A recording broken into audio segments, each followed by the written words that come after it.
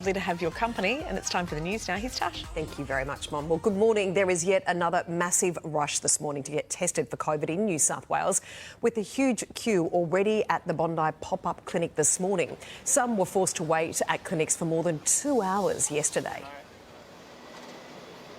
You're getting tested just to make sure I'm safe for my family and friends. I did an at-home test and it was positive, so here I am. And I didn't want to infect my family at Christmas lunch. It comes as New South Wales reported another record number of COVID cases yesterday.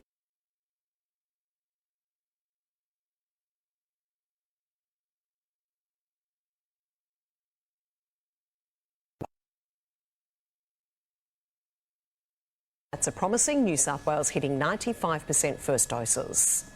There was also a testing rush in Melbourne yesterday as the state recorded another 2,108 new infections. 6 deaths were also recorded in Victoria yesterday. More than 39,000 residents across the state spent Christmas Day in isolation. That we don't get to see our family. And as we're leaving the testing site, the lady told us you can expect your results within 24 hours. It's now been like 53 hours. So now we're just sitting around. Victorian authorities did urge people to spend the holiday outside, many families making an effort to have a COVID-safe Christmas, including Premier Daniel Andrews. Brisbane's infection numbers are also on the increase, with 765 new cases reported yesterday. That's a big increase from 589 the day before, and there has been a new warning for the Gold Coast that vaccination rates are lagging. First doses still under 90%, but there is some good news for the Sunshine State. Hospital admissions are down, with the last person with COVID now discharged from intensive care. Elsewhere in the country, infections are skyrocketing. The ACT has hit a pandemic record with 142 cases. South Australia reported 634, 19 in the Northern Territory and 33 in Tasmania. Only 2 in WA, with fears of a larger outbreak on the way. In other news this morning, severe weather systems are forming off the coast of the Northern Territory, with fears it could turn into a tropical cyclone today. The Weather Bureau has issued a cyclone warning and did that yesterday. That's now been downgraded this morning for residents, though, to keep watch. A monsoon-like system is strengthening across the top end, which could reach cyclone intensity west of Darwin today. And WA recorded its hottest Christmas ever yesterday. Temperatures are again expected to soar above 40 degrees in Perth today. Parts of New South Wales have been hit with strict fire bans. The Riverina region will face the worst of it today, with hot and dry conditions stoked by southerly gusts leading to severe fire danger. There's also an extreme fire danger forecast for the state's central west in New South Wales. The search for a man missing in the Murray River near Albury has resumed this morning. Several teenage boys were swimming in the river around 2 o'clock yesterday afternoon when they got into trouble. The group had been helped from the water by emergency services, but one of them is still unaccounted for. A search continued until around 8:40 last night, when it was too dark to continue, and restarted at first light this morning with assistance from Victorian Police Search and Rescue. Shoppers are expected to spend around $3.1 billion today as part of the annual Boxing Day sales. Retailers are bracing for shops to be packed despite growing COVID cases. Many discounts are available across thousands of stores around Australia, with airlines also offering huge deals. Flights starting from just $48 with Virgin Australia. The Min River crew has become the latest to withdraw from the Sydney-Hobart race. The exit, though, isn't due to a COVID result. Instead, the skipper has suffered a hand injury. There's now 90 boats still in the running, but over half of the crews are believed to be still waiting for the results of their COVID tests. An armed man has been arrested after attempting to break into Windsor Castle, where the Queen is celebrating Christmas with her family.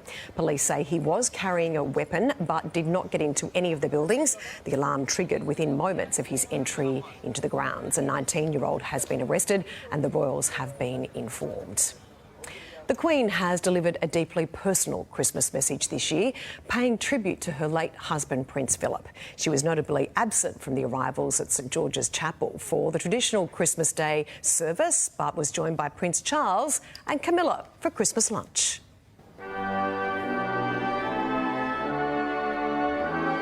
A tradition this year devoted to the Queen's most beloved. Although it's a time of great happiness and good cheer for many, Christmas can be hard for those who have lost loved ones. This year especially, I understand why. In her 69th Christmas broadcast, Her Majesty clearly still mourning the loss of Prince Philip. That mischievous, inquiring twinkle was as bright at the end as when I first set eyes on him. On the desk at Windsor Castle, a photo from their diamond wedding anniversary. And for me and my family, even with one familiar laugh missing this year, there will be joy in Christmas. The Duchess of Cambridge sharing a secret skill of her own in an unexpected performance at Westminster Abbey. In a year where the pandemic and poor health has curtailed the Queen's own work, she spent Christmas at Windsor, joined by Charles and Camilla, as other members of the royal family attended the traditional service at St George's Chapel. While COVID again means we can't celebrate quite as we may have wished, we can still enjoy the many happy traditions. As the carol says, the hopes and fears of all the years are met in thee tonight. I wish you all a very happy Christmas. The most powerful telescope to ever be sent to space has lifted off, the rocket successfully launching on Christmas Day. And we have engine start. And liftoff. The $10 million NASA telescope is the size of a tennis court. It will now head towards the sun to catch infrared light and peer way back in time. It's a Christmas present for enthusiastic astronomers. It is literally out of this world. Time for Sports Talk now with Barrett's. Weekend Sunrise Sport, brought to you by Battery World. Power your passion with batteries for auto, camping, 4x4, marine and the home. Tash and Mon, I know you agree this is by far the best day of the year. Pat Cummins is back in charge as the Aussies chase an Ashes whitewash at the MCG. Seven cricket commentator Alison Mitchell is there for us and joins us now for Sports Talk. Alison, the famous Boxing Day test, there's no other day like it. It begins today in front of a near-capacity crowd. After almost a year of Melbourne being starved of major sport, there's just a great energy about it today, isn't there? Morning, Barrett. Yeah, it's so exciting to know that we're going to have, well, I think around about 70,000 are expected here at the G. So, yes, the MCG hasn't had a crowd like that for some time because of COVID. Even last year there were restrictions when India played here. So already, even though the members are only just starting to filter in and arrive, you can sense this huge anticipation because Australia 2-0 up have a brilliant opportunity, as you said, to make it 3-0 and just continue this emphatic start they've had to the series. Alison, let's talk about those Aussies. They've made one of the biggest selection shocks in decades. Fast bowler Scott Boland to make his Test debut today, a Christmas gift of a lifetime for him.